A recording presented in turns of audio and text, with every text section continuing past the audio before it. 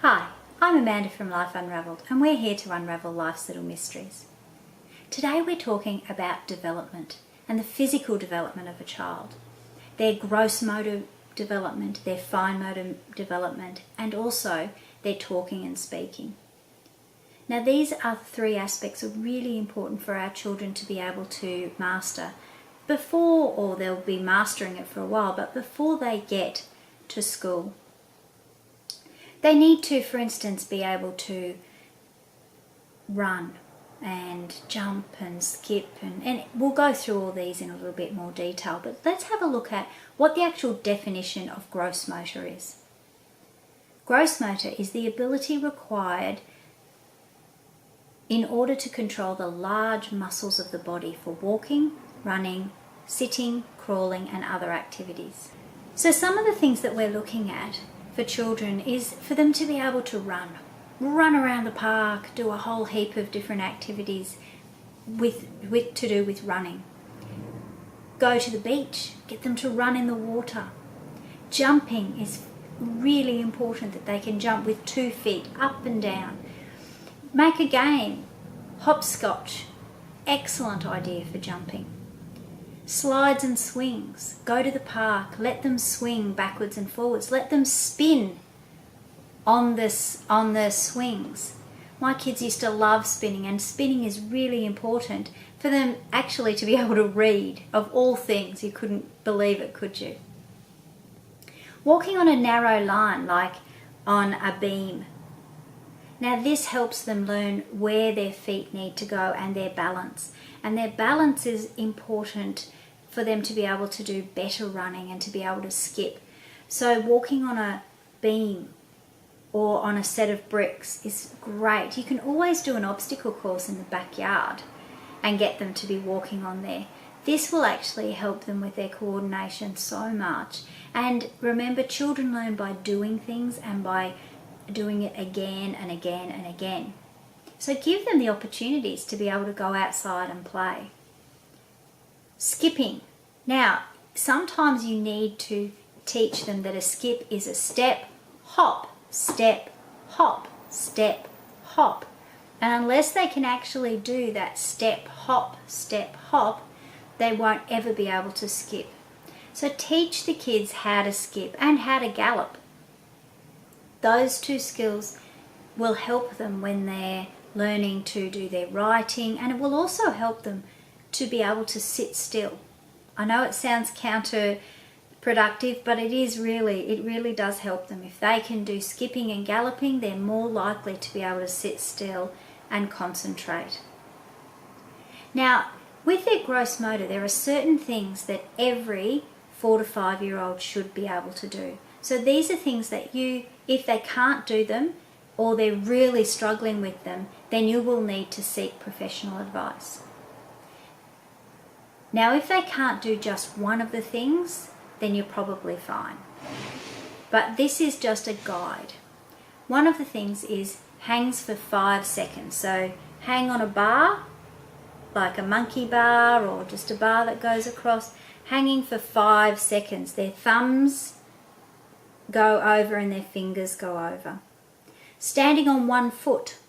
So balancing on 1 foot is really important.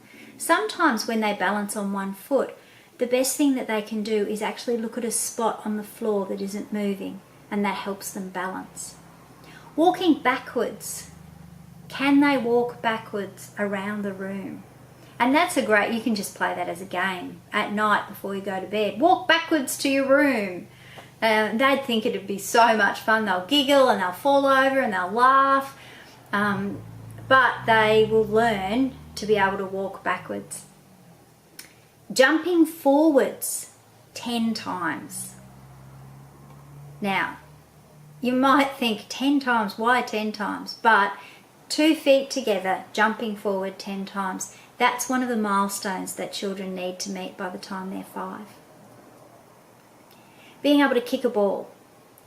Now what's really interesting is that when they do some testing when children get to school, and if they have never seen a ball or they never had the opportunity to kick a ball, then obviously they're not going to be able to kick a ball. So giving your children the opportunity to do these things, to play with balls, to balance on beams, to hop or stand on one foot and balance on one foot, by you giving them those opportunities means that they can be more successful at school. Climbing. Climbing is sometimes one of those things that we look at and we go, oh, I don't know whether they might fall down, they might break their arm, they might hurt themselves. What if they get pushed? But I know, like, when my little one was 8 months old, she'd be crawling into me and pull herself up on my bed and tap me on the shoulder, and I just went, what on earth? What are you doing here? And she had worked out how to crawl out of her cot, and then she crawled all the way to me and wanted me. So sometimes kids just climb whatever. I know my mum always tells the story of my brother, who she heard this crash and couldn't work out what it was, and she walked into the lounge room and he had climbed to the very top level of our bookcase, where instead of books we actually had our good dinner set up there, so it was away from us kids, and he was sitting up there on in that top shelf, hunched over, grabbing the dinner plates and throwing them across the room. Well, she couldn't stop him climbing. So some kids love climbing and they love heights, and other kids are a bit tentative of it. But if you don't give them the opportunity, they can't learn that strength. They learn strength in their muscles to pull themselves up, in their legs to push themselves up. Those sorts of muscles development that you're teaching them when they're climbing is important for their growth and for a whole different lot of aspects of learning. Fine motor is the coordination of small muscles in movement, involving synchronizing of hands and fingers with the eye. For instance, writing is a fine motor movement. Cutting with a knife and fork is a fine motor movement. These are really important skills that the children need for socialization and for academic learning. So how can we help our kids with fine motor movements? Oh, we can give them opportunities like painting. Painting is excellent because it really starts to define where the hand is moving and the fingers are moving. Get them to play with little bits and little insects or rocks or leaves or whatever on the floor in the garden, and they can pick them up, picking things up. I always taught my children how to use chopsticks. So when they were little, each one of them learnt to use chopsticks. And by the time they were 5, they were using chopsticks fine, and that's fine motor movement. Writing. So start with quite a thick pen, and then or some crayons, and then move down into a finer pencil once they're sort of starting to get to school age. The more that they do these things, the more that they're given the opportunity to draw. But not only given the opportunity, but when they bring it to you, show an interest. If you show them that you love something, whatever you find really important, they will want to do. So for instance, my children didn't have very much to do with football. They were ballet and musical theatre and instruments and all sorts of things, but they never learnt to play football.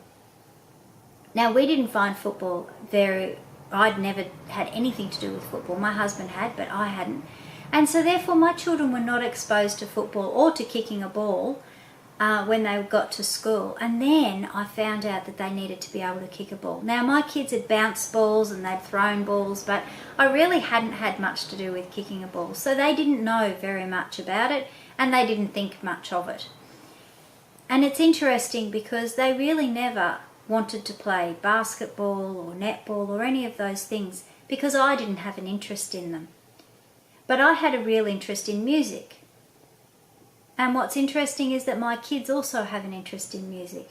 Now, it may be that they're predisposed to have an ability in music, but I think more of it is the environment that they were in was filled with music all the time because I loved music so much.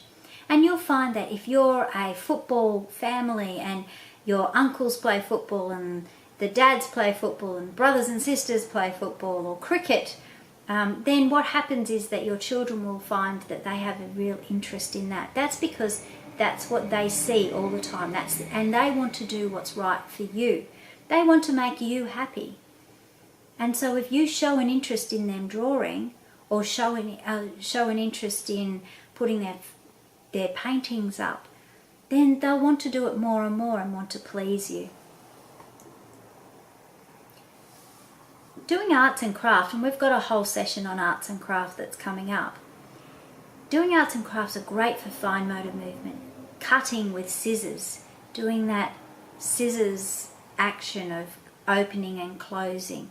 Doing needles and beading. Now I'm not talking about sharp needles, I'm talking about the blunted needles that you use when you thread beads. Even doing very small, simple bracelets and buttons are great for the kids. There's a whole heap of places that provide you with toys that you can do with beading. At the moment I saw in IKEA that they had a whole heap of tiny little beads, and you placed all the colours, and then once you've placed them you put a piece of baking paper over the top and iron them, and it all melds together and it makes a nice little plaque. They are fantastic for the kids for their fine motor movement, for picking up and putting down little pieces. Even if you just use tweezers, that's good for their movement to open and close the tweezers. We'll leave it there for part 1 at the moment.